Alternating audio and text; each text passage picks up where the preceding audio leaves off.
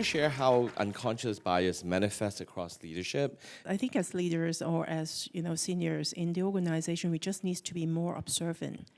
And call out when you see things that is not right. I was the senior group member in a meeting, and the chair of the meeting is my boss, and then suddenly he said, you know what, I saw Angel try to speak 3 times, but not successfully. Can you guys just let her talk? And that is very helpful, for me to have a voice, but at the same time, he's demonstrating leadership, in DEI. So women report, and this is backed up by studies, that they get interrupted way more than men.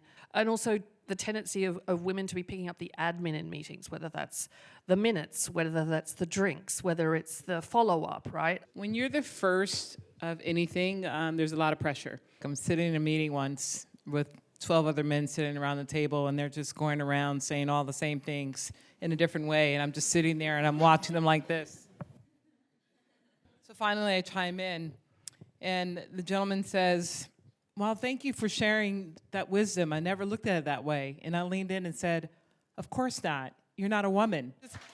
And the guy just kind of chuckled and said, you're right. I think when we're talking about biases, there are a lot of different forms, especially in tennis. In the world, there are only less than 5% of women's coach.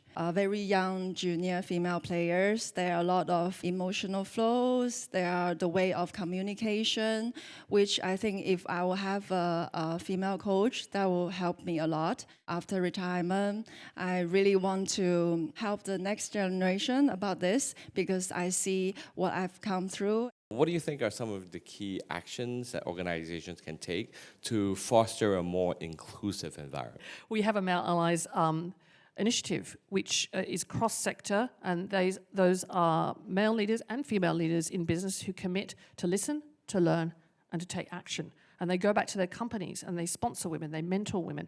They also loudly and proudly take up parental leave, and that's extremely powerful. One of the things I think important, to get diversity and inclusion is to maintain fair play, to maintain a very transparent guardrails of what means by success. Doesn't matter whether you are male or female, young or old, experienced or not experienced. You need to have a very clear judgment of the rule of the game.